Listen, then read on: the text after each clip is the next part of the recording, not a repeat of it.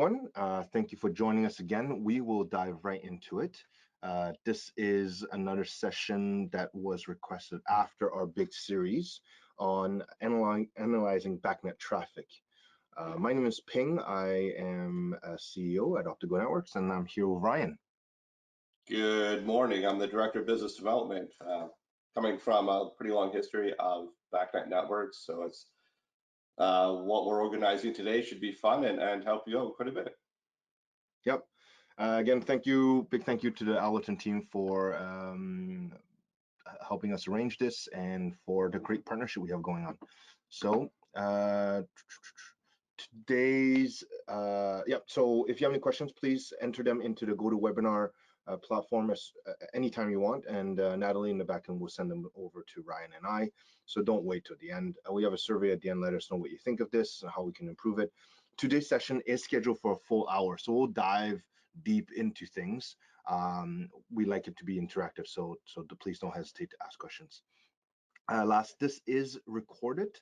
The link will be sent to you. It will not be posted on our YouTube channel, but we do have a YouTube channel with lots and lots of great material, including 2 videos that Natalie will be posting later. And I think we have in our slide deck on intro and more advanced ways of using Wireshark. Now, today we will talk about some of the common BACnet problems that we have been seeing. And so just to give you a little background, Optigo Networks launched a product called Visual BACnet about 4 years ago. The product was developed mostly because we had seen a lot of our customers who were using our networking products that were struggling with common BACnet problems. At the time, we didn't really know what that meant. So this is an opportunity for us to kind of show you what we've learned over the years. There are obviously a lot of other problems, but those are the typical big ones. And if you do have some of them, they will completely destroy your system. Now, full disclosure, we will not go into Wireshark today. Wireshark is a free tool you can download right now. So if you want to look up just the word Wireshark, it looks like Excel, basically, that allows you to capture and analyze network traffic.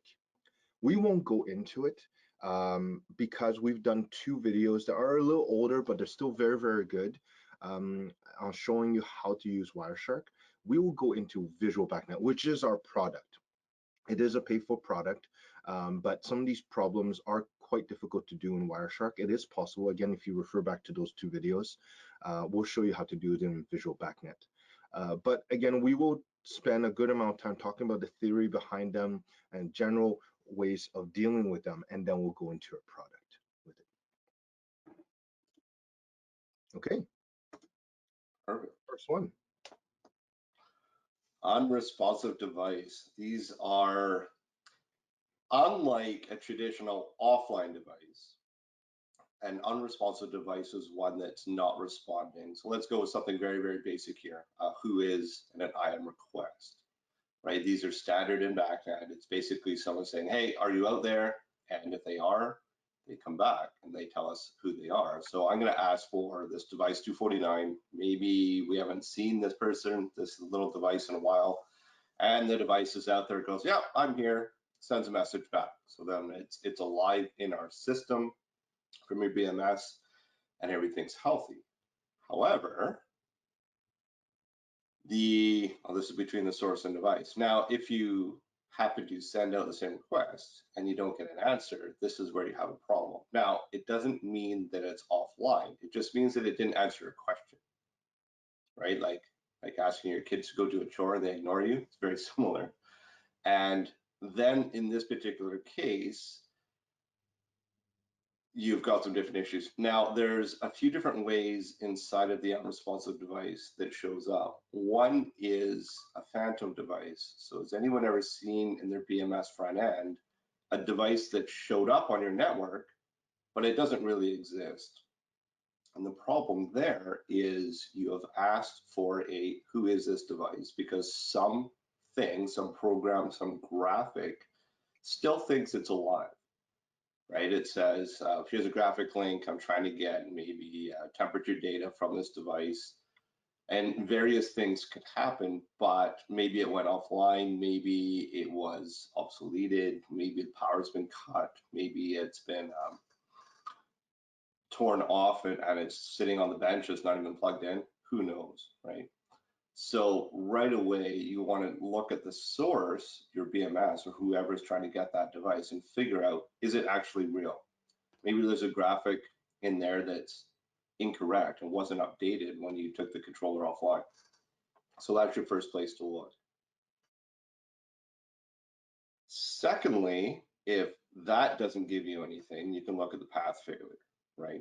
Is the direction to that controller even up, right? Maybe it's an MSTP device and the wire got cut. Maybe it's an IP device and the Ethernet switch has gone down, right? So it's possible the device is real and it's supposed to be there, which you should have figured out from looking at the source. And now we can determine, okay, my device is correct, it's supposed to be here, but I still don't receive anything. So now it's kind of beat the feet and go out and go take a look at some of the traffic and find that device. One quick note here, why we start with unresponsive device, in particular with whois, is that as many of you probably know, whois and IAM are typically broadcasted packets. Broadcast means that it goes absolutely everywhere. So if you're asking devices for who they are and they're not responding, you're using traffic that's not needed, and it's actually going everywhere. It's going through your BBMD. Your BBMD is busy in re-forwarding that traffic. And then, I mean, we don't talk about that right now, but all this traffic, all of these packets are broadcast. So if you have a lot of them, you're using traffic you don't need, but more importantly, your devices are processing packets that it doesn't need.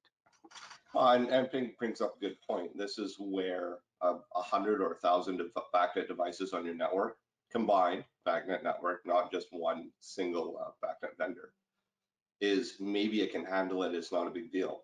But now we're going to go and integrate a couple sites or get into a site with 6,000 or 8,000 devices. Now this has an impact. Your original design may not work to support this. And then you have to tune your site a little bit to make it work for you. Now this, in many cases, it's less now than it used to be, but there's a lot of different devices in a network that are asking for a full BACnet device list, whether that's going to be maybe a Compass system, could be a Delta system or a Siemens system. This primarily happens when you've got more than one system on there and they're looking for all the BACnet devices. And that effectively can double the amount of traffic depending on what you're looking for. So now you've got this device that may be offline or it's not responding, but you've got two different sources looking for it. So now you double the traffic instantaneously. And that could be a challenge. And once you figure out that device, you're going to drop your traffic very quickly. So one quick thing you can do here in Wireshark is you can capture and filter by whois and filter by IAM, so or actually in this case, and just look for the whois that don't have corresponding IAMs, right, for this particular example.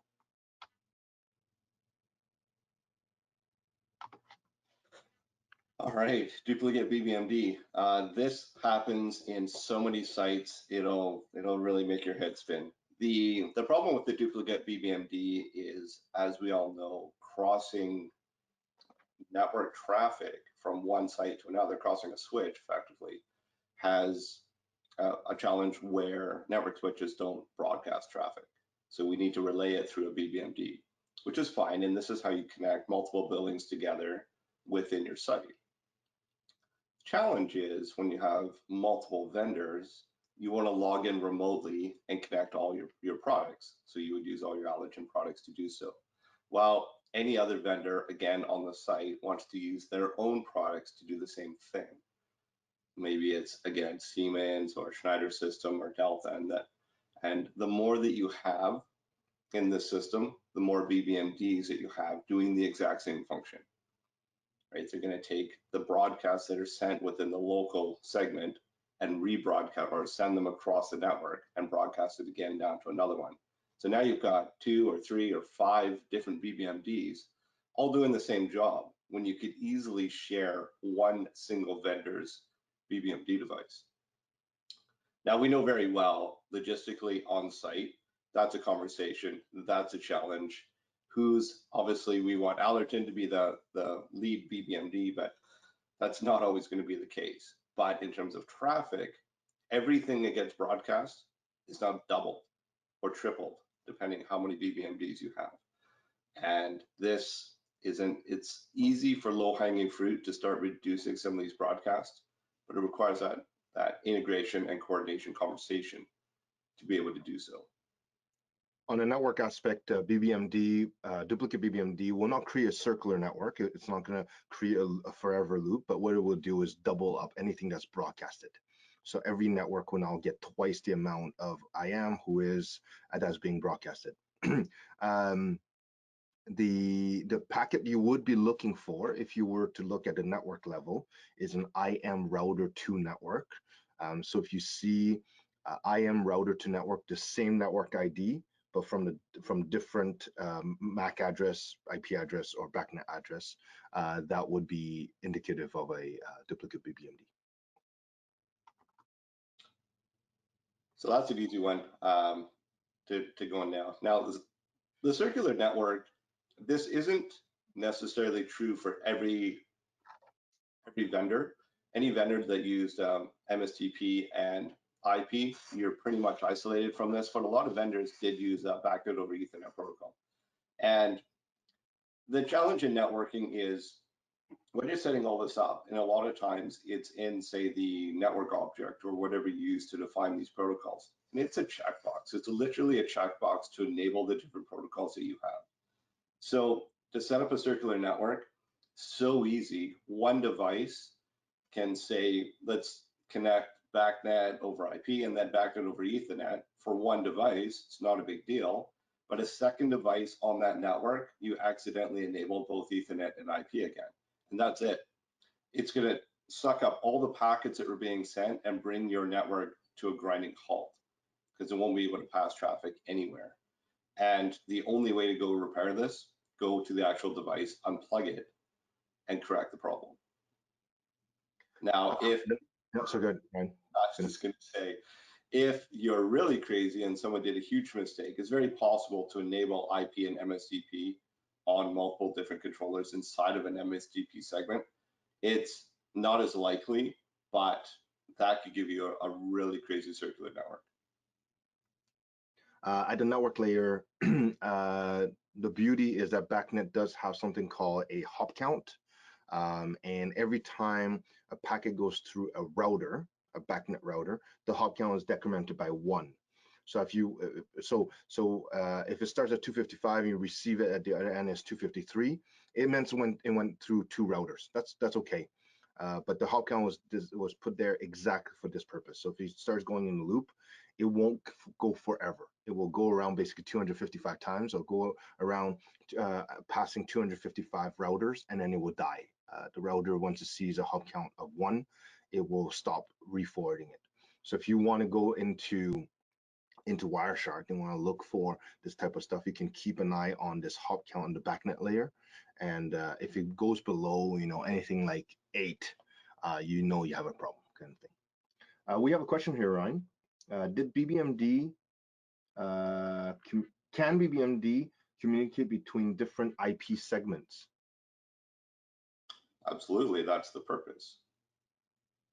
Yeah. So what happens is inside of one IP segment, you'll get different broadcast events, and those broadcasted get basically collected up in BBMD. The BBMD crosses to the other IP segment, if I believe it's right, using unicast. Yep, correct. Which is to another BBMD. So as switches reject all broadcast packets, the BBMDs perform that function by saying, I'm going to send it to this other BBMD directly, one-to-one, and then the BBMD at the other side, at the other IP segment, rebroadcasts out that data back down that IP segment. Yeah, just a quick correction. So routers, so if you joined us in our first, 9-part series, switch is fairly dumb. It just takes a packet from one side and passes it to the other side to the corresponding port that it's supposed to go to, a router will separate IP segments or subnets. So you have 192.168.1 dot whatever, and then 192.168.10 dot whatever. Those are two different subnets. You have a router between them if you want to communicate from one to the other. So at home, for example, your router at home is typically what we call a gateway. So it's a router that does a lot more than just a router. But any broadcast that happens in your home will not be passed over to the other segment, the other subnet. That's the purpose of a router. A router will block all back broadcast traffic and will only forward what it needs to. And the only type of broadcast packet that routers will re-forward is an ARP. Okay, so an address resolution protocol. And unfortunately, in BACnet, we don't use ARP. We use IAM, whois, COV, whatever. So all those broadcast packets at the BACnet layer, even when we do BACnet over IP, it gets blocked by routers. So BBMDs is just another device. To the router point of view, it just looks like another device. And as Ryan said, it will take the broadcast traffic, it will turn it into a unicast packet, send it to another corresponding BBMD. That's why you have a BBMD table. And then the next BBMD will then turn a unicast packet back into a broadcast packet so that you can broadcast between the two. We have a second question. If a device is on a BACnet MSTP and BACnet IP is enabled in the device as well, could this be the reason the device brings down the whole loop? You would need two devices to do that. So if you think of a device that's working on BACnet, MSTP, and IP, it's really a conversion between the two segments. So all the MSTP devices are in a daisy chain under that segment. They work on that master device, which then translates it up to IP, which then goes through the rest of the network. Now, if for some reason you had a second device on that MSTP network that also was allowed to have IP on it, and it was connected into the Ethernet side of the network, then yes, you can absolutely do that. And it would just crush that loop because all of the data would go around and around and around, and it would not work very well at all. Yeah. And so you see, this is the example here on the right-hand side. So to confirm again, a single device that has both the MSTP and IP enabled, that's very normal. It's when you have two devices with IP and MSTP and both sides of their interfaces, the two interfaces are connected. Sorry, interconnected. It's less likely because normally when you have like we can bring in the Jace as an example. The Jace has a couple Ethernet connectors and a couple MSTP, and then you run out to VAVs that only ever have 2-wire MSTP connectors on it. It's the ones that are a little bit more advanced. Say something broke in the field and you wanted to replace it with a more application-based controller that does have MSTP and IP on it. That's where you could get into the case. Again, these are fairly rare, but when it does happen, it does take down your network. So if that was a question, it does. I mean, if you kind of see your system not working, it could be one reason. Again, they're fairly rare, but very, very bad. But the byproduct here is because all the data goes through so fast, it's basically you cannot log into this and see anything, right? You can't get into your network. You're just choked because it's sucking up all of the data packets and just spinning them around and around in a circle, which means you don't have a chance to get in and look at what the devices are. And that's where the problem comes into. So the only way that you're going to be able to figure it out is because you're going to think of different things. Oh, my network's down. My network adapter on my front end is offline. Maybe I'm going to reboot the PC. None of that works because this problem hasn't been resolved. So the only chance you have is either use Wireshark or other tools like Visual BACnet to go in and it will show you the source and the destination. At least you have a chance to go to that device and unplug it so that the network comes back, you can log in and then focus on the issue. Just to clarify also, when we talk about circling network here, we are looking at it from a context of BACnet. We're not looking at a context from IP or Ethernet networking. In Ethernet networking, Circular networks are just as detrimental. Actually, they're worse. If you want to do an experiment, just grab 2 switches, especially lower end switches, unmanaged switches, and start with 1 switch, connect 2 laptops, and you'll be able to ping between them. If you add a second switch and you connect that second switch to the first switch and back, and then if you run Wireshark and you send 1 ping, you will see millions of packets, and it will just never stop until you physically unplug the second switch. So just to clarify, this presentation here, this comment here is in relations to BACnet. The biggest reason why it's in this presentation is it's easy to do. It's literally a checkbox. It's typically not wiring. It's a checkbox inside of the software. Different vendors will fence it a little bit differently, but typically it's very, very simple to do the whoops and make the mistake.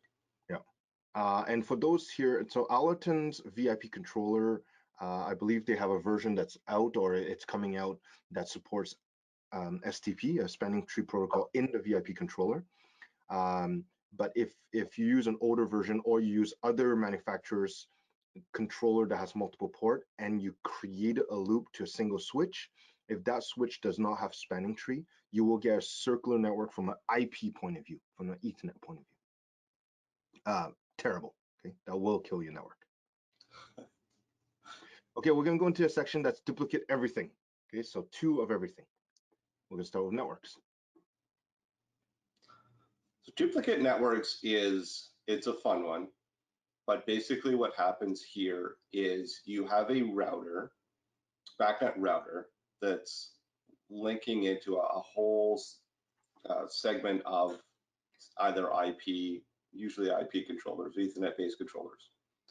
And this BACnet router is the one that works by collecting the data, sending it up through your up the chain to your front end device, right? So it's handling, say, your different network address or your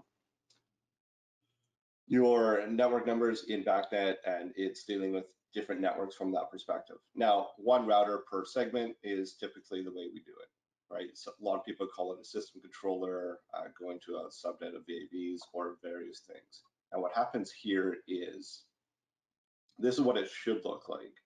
Right? 1 BACnet router, and in the round circles, a bunch of BACnet devices. So you've got 2 different segments, router 1 and router 2. Now, if you go to the next slide, you're going to see, or was it the one previous? Yep.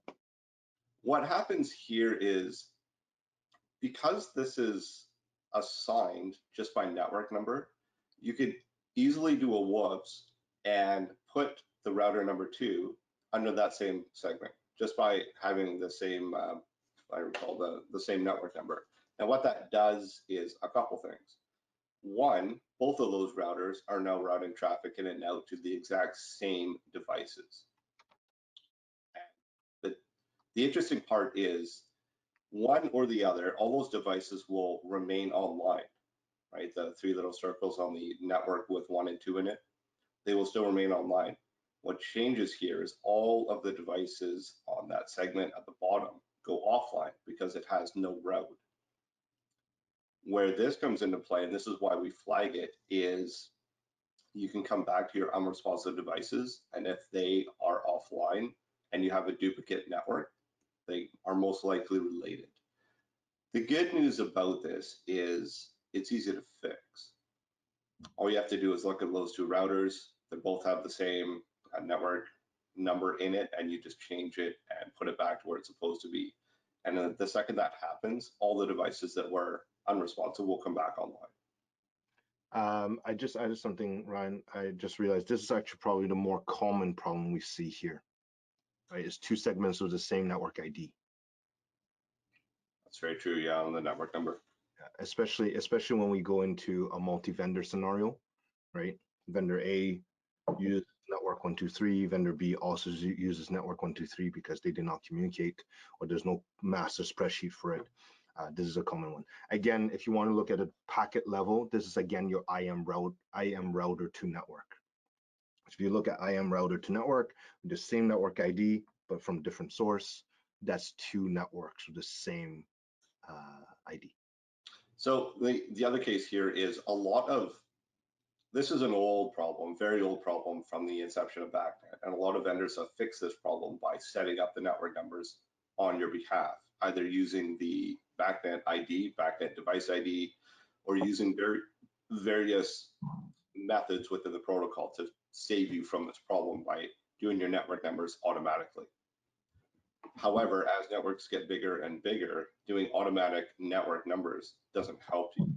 And especially, as Ping said, when you add more other vendor devices, they could copy the same strategy. So then you move into a case of, let's do it manually. Now with manually, you need proper tracking and proper updates and so on and so forth. So it's, as I said, smaller networks, less likely. Bigger networks, very likely.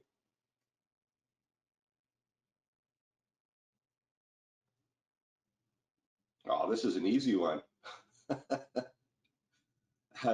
Duplicate device IDs is, ultimately this happens all the time, right?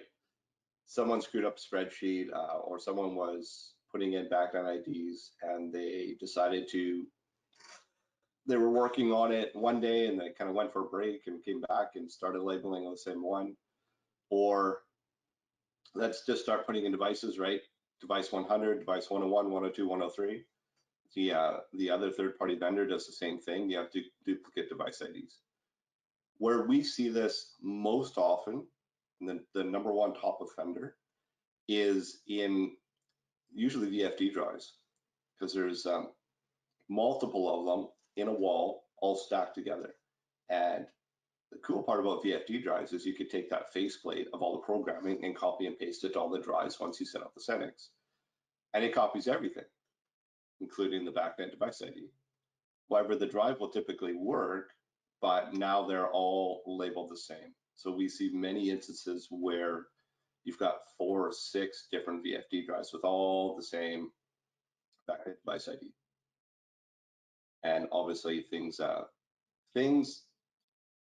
can work, but it's definitely not going to work as corrected or as designed. So ultimately, we recognize this back in our system as 2 different sources, but the same BACnet ID. The source being more of a MAC address or a dip switch setting.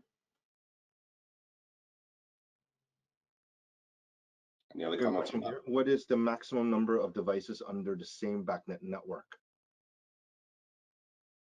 I mean, MSTP is one question. That's more of a loading question. At the IP layer, I don't know if there's a maximum. Well, MSTP is 127. Yeah. Right. By definition. But you should never get even close to that. But at the IP layer, I don't think there's a maximum per se there.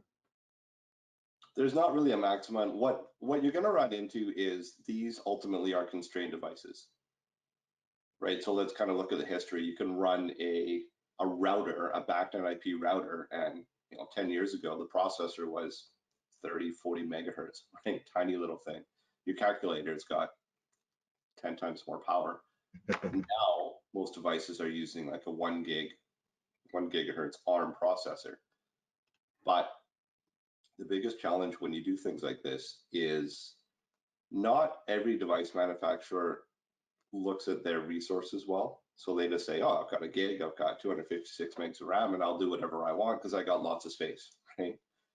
It's kind of like counter space. You just use up everything you have until you're forced to clean it and change it.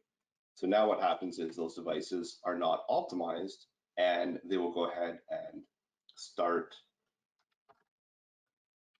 just chewing up network packets. So unless it was designed to a certain number, you may not be able to reach the unlimited number. Maybe 1,000 devices is cut off. Maybe it's 200. It really depends how that device is programmed. Hopefully your vendor will be able to tell you, and they've done some testing. But at the end of the day, I think we're basically going to find out the hard way. And this, when you look at Tritium as an example, Tritium with the Jace, they have a hierarchical Jace to solve this exact problem because a single device would need so much performance in it that it can't actually do the work. So you would do layers to be able to transition that up to grow your site. Okay, let's move on. So the problem, to just summarize, the maximum number of device at the MSTP layer, at the MSTP level, official is 127. We obviously recommend much lower than that, in the range of 32, 64 maximum, just because of tokens, and we're not going to go to that for now. Duplicate device ID. The system may look like it's working, but at any given point, you're basically only reading or writing to one device when you have a duplicate device ID. And that's the symptom. Often you'll see, like, sometimes I can get to my device and sometimes I can't. Very often it can't be that, because it kind of flip-flops. It's just whoever was last to reach the server, or whoever's inquiring. So when you send out a who is, if this is first and this is second, then the internal table will say that the device is here. So we'll write to that one or read from that one. Well, look at the case right here. So duplicate device ID. One could be a temp sensor. So we'll say AI1. It's going to read back 68 degrees. On the next device with the same ID, it could be a VV box with airflow. So the next reading on your graphic is 300 CFM. Right? So is it 300 degrees or is it 68 CFM? Yeah. You're not sure depending what graphic you're on, and that data will flip-flop exactly as Pink says on whoever responded first. Yeah. Unfortunately, this is one that's very hard to find in Wireshark. Okay, you basically have to use a combination of Wireshark, Excel spreadsheets, and sorting and whatever, all this stuff. So very tough to do. Okay, last theoretical section, then we'll go into how to use Visual BACnet to solve these, to find these problems. Let's go into it. Yeah, there's a lot of excessive traffic that's very easy to do. So high broadcast rate, this can just be, I wouldn't call it lazy programming, but a lot of things are set by default just to broadcast, because it really makes, in BACnet, makes everything easier to do. So I'm just going to broadcast all my alarms to everyone so they receive it. If they don't need to use it, turn it off. I could broadcast my set point to everyone, and if they don't need to use it, they ignore it. However, realistically, especially with events, you only need a couple devices to actually receive and do something with those events. And those are anything with a notification to a user, right? Your front end as an example, or anything that logs the data. Everything else doesn't need to see it.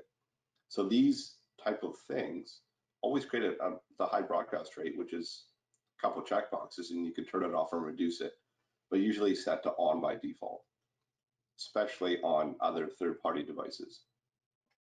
Yeah, and unfortunately, this is one of those that very often it's just building one on top of the other, right? You start on day one, you have a system that the amount of broadcast traffic is manageable, then you add a little bit and add a little bit and add a little bit, and then we don't go back to kind of look at what it looks like.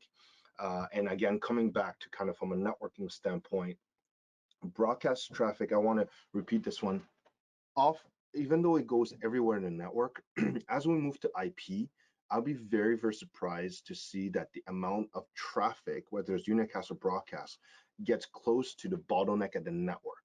When people say the network is slow, typically is not the actual wire, like gigabit or your 100 megabit per second network. That's not what's choking. It's not your switch, it's not your router, IP router here I'm talking about that's choking. When you have a lot of broadcast traffic, especially, it comes back to what Ryan was saying. These controllers, these devices in building automation are often built on fairly small microprocessors, microcontrollers with very limited resources. An ARM9 would be fairly powerful in our industry, unfortunately. And when you have 1,000 packets hitting this ARM9 per minute, it has to process it. Even if it doesn't apply to it, it still has to at the software level and the OS level, it still has to process every packet. And that's when it's taking resources away, and it can no longer respond to those read properties, write properties, trend logs, all this stuff that actually matters. So that's why keeping an eye on broadcast traffic at BACnet systems is very, very important. And unfortunately, BACnet is very chatty by nature. So it's very easy to get into those problems. And the next one, and I'll come back to the broadcast rate because all of these have an impact, all the rest of these.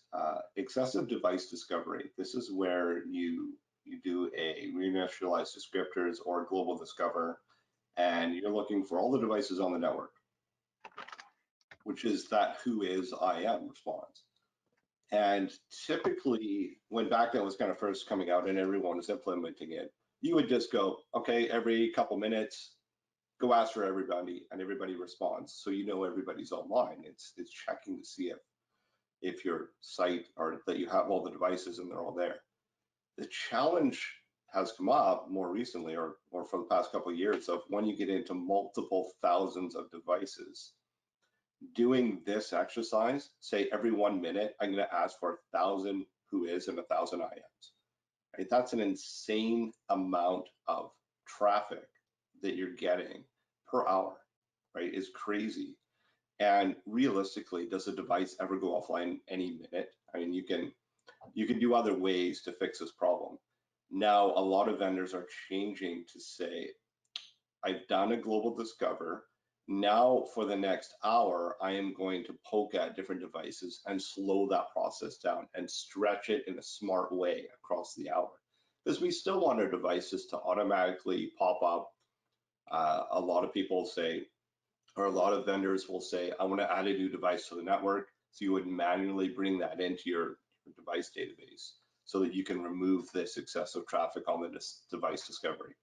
There's a lot of ways around it, but ultimately, this is a pretty big problem. And when you see these on sites, you can ask, it's probably a third-party vendor. Lighting specifically has this problem. We see that a lot where they just come into the network and ask for everything. And you want to ask them to slow that down.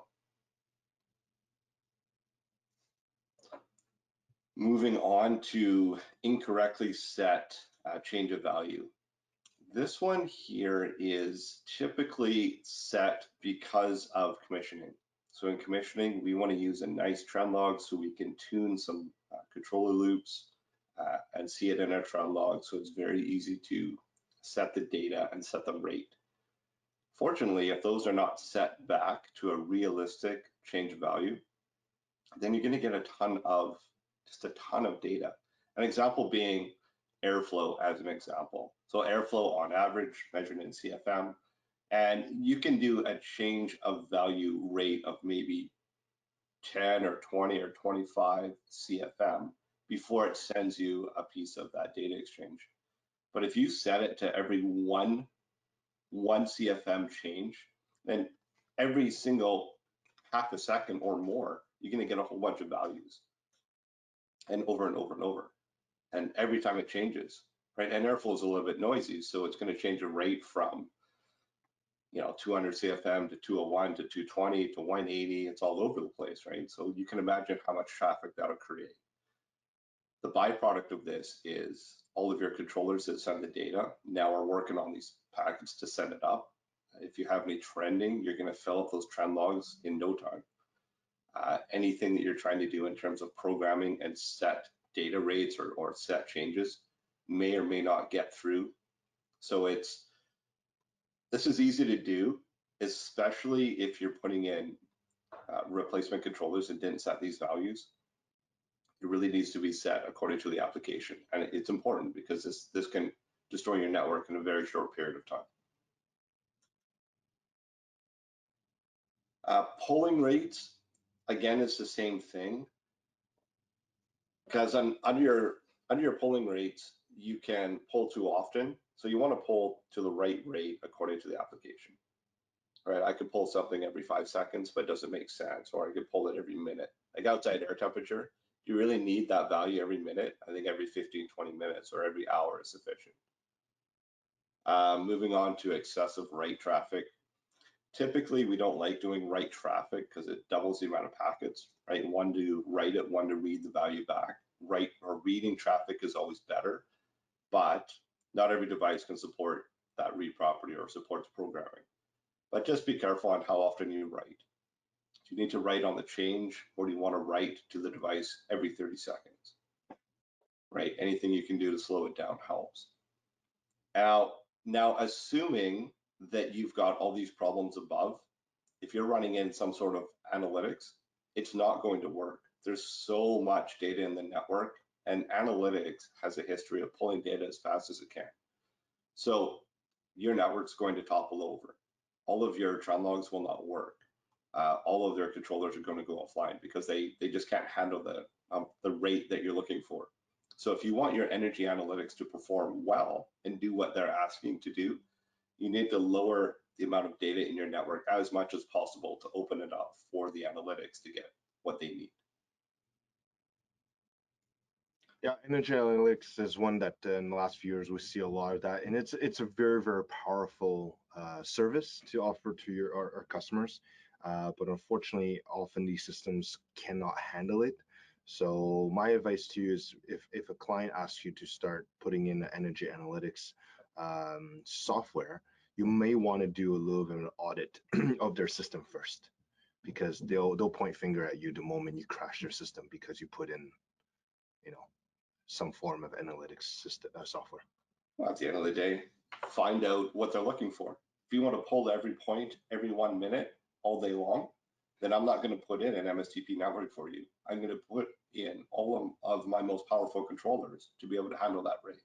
And you can design for it, but no one ever does. Mm-hmm. But it is possible. Okay. As I said earlier, Wireshark is a free tool. It's available there. You can download it. Very, very powerful tool. It's really like Excel. If you know how to use Excel, it's extremely powerful. For those who are fans of NCIS, that's what they put in their background. it's Wireshark. But again, we won't go through it today because it is pretty in-depth, and unfortunately won't give you everything you need to deal with these problems we talked about. So instead, Natalie did send out 2 links. They will also be sent out by email if you want to learn how to use Wireshark to at least solve some of these basic problems, like looking at the amount of broadcast traffic. To take a look at these videos, or reach out directly to us and we'll get you started. Instead, we'll show you our product called Visual BACnet. Visual BACnet was launched about 4 years ago.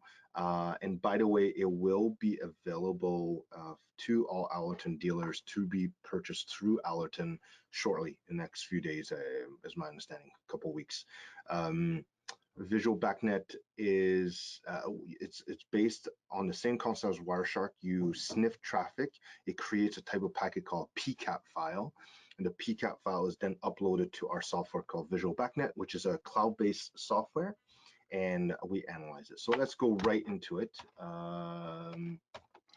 Should we start with the ugly one, Ryan? Or should we start? Let's go right to the ugly one. Start with the ugly one. Okay. Okay, let me see here.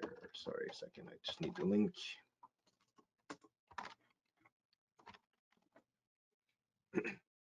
Yeah.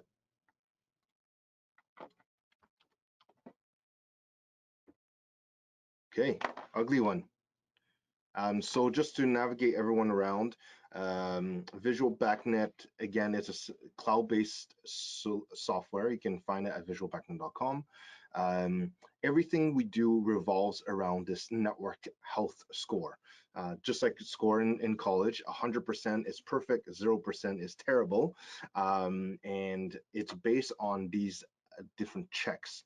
So the stuff that we talked about in the last half hour, we try to look for these potential issues in the system, and much more. I mean, we didn't talk about missing ACK, we didn't talk about token disruption, we didn't talk about some of these other things, but we went through the most common ones, and it's summarized into a score. We're picking one that's terrible, terrible, terrible. I can show you a different one in a moment that's more typical in the industry. If you do use Visual BACnet, one quick note, do not expect to get 100%.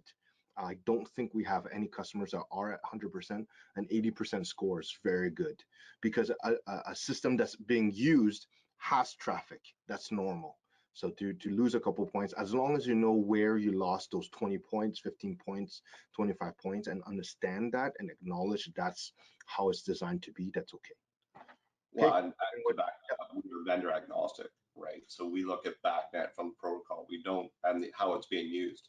Every vendor's got their couple little different ways of doing things, which we don't take into account, and that's where the change comes from. Okay, so let's just do a quick scan. We'll look at this. So one interesting thing here, this is a graph. You can see these spikes, and it jumps up to over 10,000 packets per second. Okay, massive spikes, over 10,000 packets per second. We have a duplicate network. We have some unresponsive routers, unresponsive devices, reject to network, some fairly high traffic rate. Sorry, let me try to zoom in a little bit. 11 packets per second, our general broadcast, any type of BACnet traffic that's broadcast.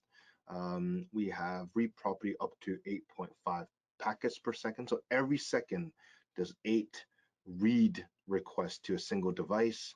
Write 14 packets per second.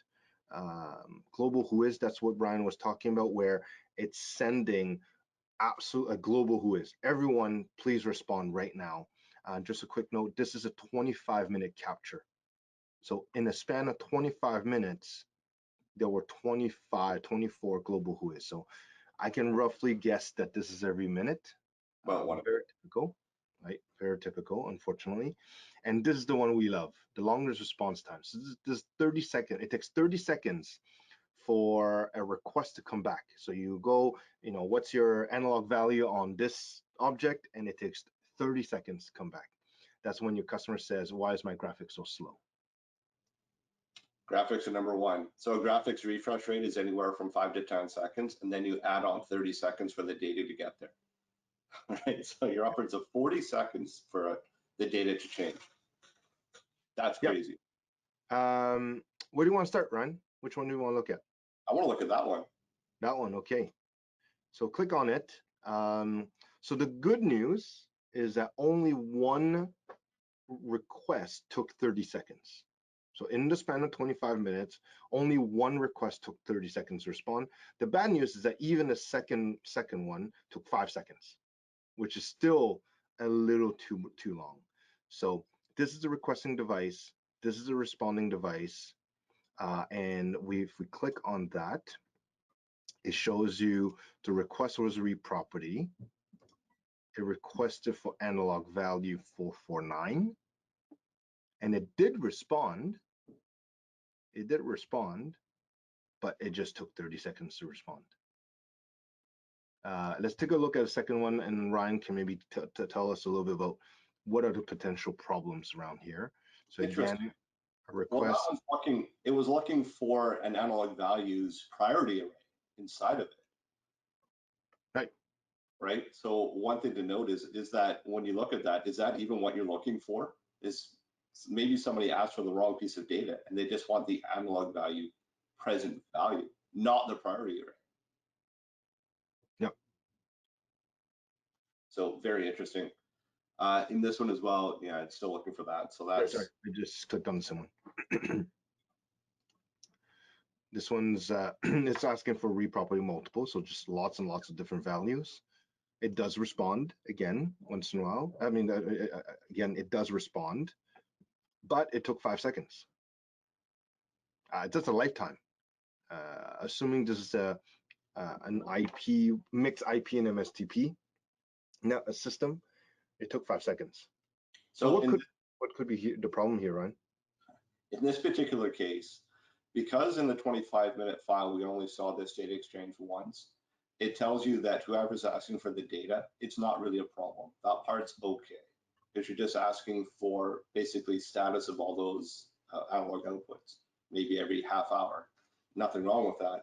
The challenge that you're going to have here is there is something in between the requesting device and this device is giving you data back that's slow. So odds are there's a router in there, a BACnet router, that's overloaded and it cannot process this as fast as we're looking for. And this isn't a fast request, but there's something in the way. So at this point, you're gonna have to go back to your drawings and figure out the path between it. We can show you a little bit of what's going on here, but ultimately there's some stuff in the way that's doing too much. So as you can see, all of those heavy broadcasts in the network and some of the other data that's going on, it's very possible that, remember the write property request, the 14 packets per second in the write properties, that could be the device that we're passing through to get our our read data. So if it's busy writing to devices way too often, then it has no time for us to send us data back. So let's take a look at that. So just to summarize what Ryan said there, we know there's a long response. Without more knowledge about the actual system, it's hard to tell what is happening. Likely what's happening is something in between can't keep up. Okay, it could be the device itself, like the requesting device itself. If all the reads were to the same, oh sorry, wrong wrong check. If all these requests were to the same device, then that could be likely the problem. But in this case, they're all different devices, right? One is .23, .24, .25. These are all different devices. So it's not the responding device that's choking. It's likely something in between, likely. So let's take a look at this write property. 14 packets per second. Okay, so so this device is writing 21,000 packets. So if you recall, under the longest response time in the read, the source was the same guy, the 2.10. So it's probably a server, our guess would be, and it's doing both reading and writing. Yep. What is it writing? Let's take a look.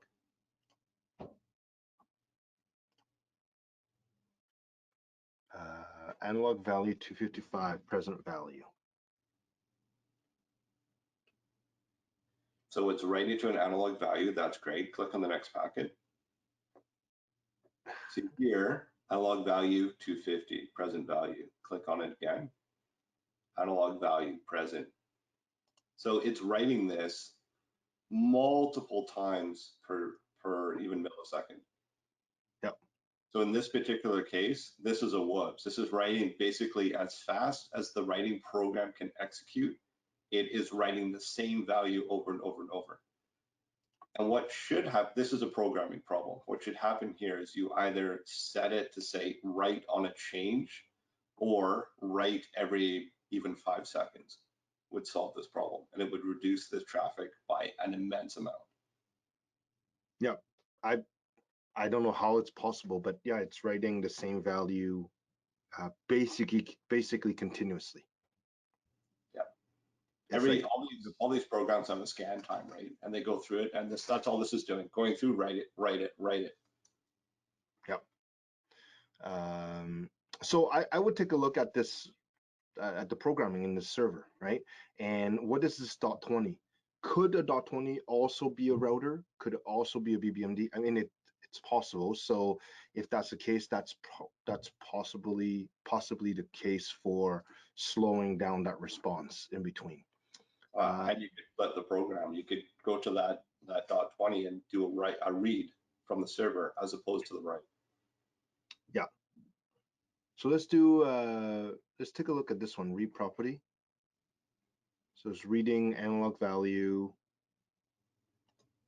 So this one, it's reading it at a rate of 8.5 packets per second. Every second, this exact same object gets requested a read property 8 times per second, 8.5 times per second. You can see the same source, reading from the same place. Look at that value. That looks like airflow to me. Yep. So there it goes. Analog value. But again, I think this is a whoops. It's reading out the priority array. Yeah. I'm guessing they're supposed to be looking for present value. Yep.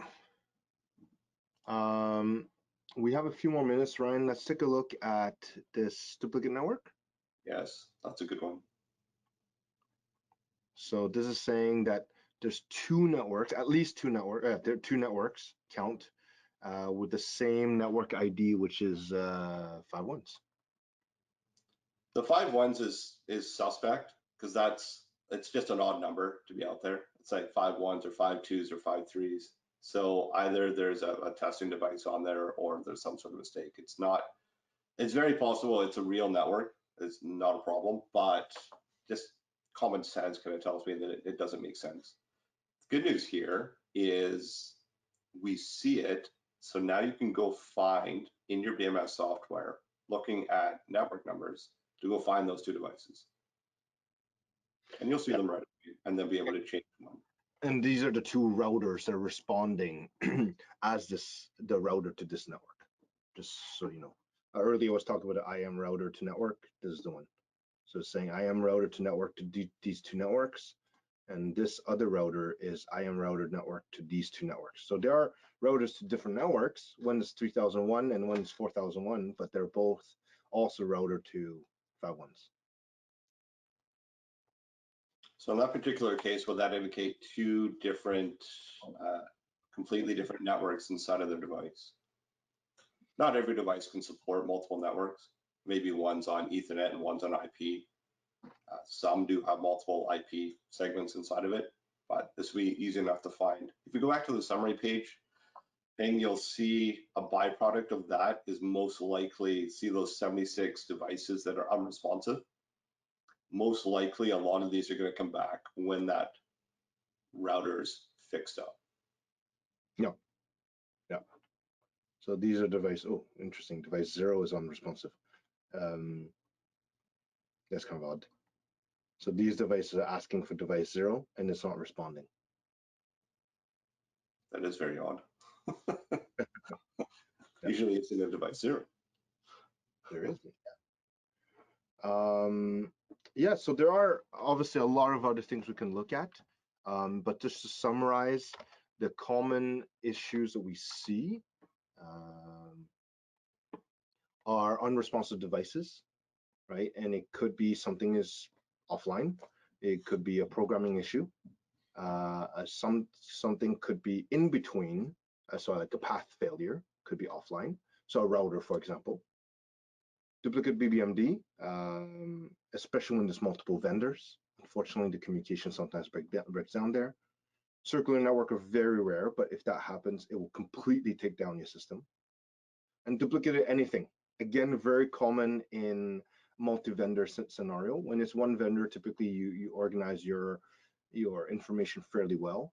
But when there's multiple vendors, if the owner themselves are not stepping up and saying, okay, well, vendor A, you're going to use this bank, vendor B, you're going to use that bank, or please everyone use this spreadsheet, then it's an opportunity for you to step up and offer that service. Excessive traffic, unfortunately, is the Achilles heel of BACnet, especially with a lot of our devices being a little weaker in terms of processing power. Excessive traffic will build up over time, and it can be very detrimental, and you'll see that through comments like my graphics are slow, right? Very generic problem. Yeah, the network is slow.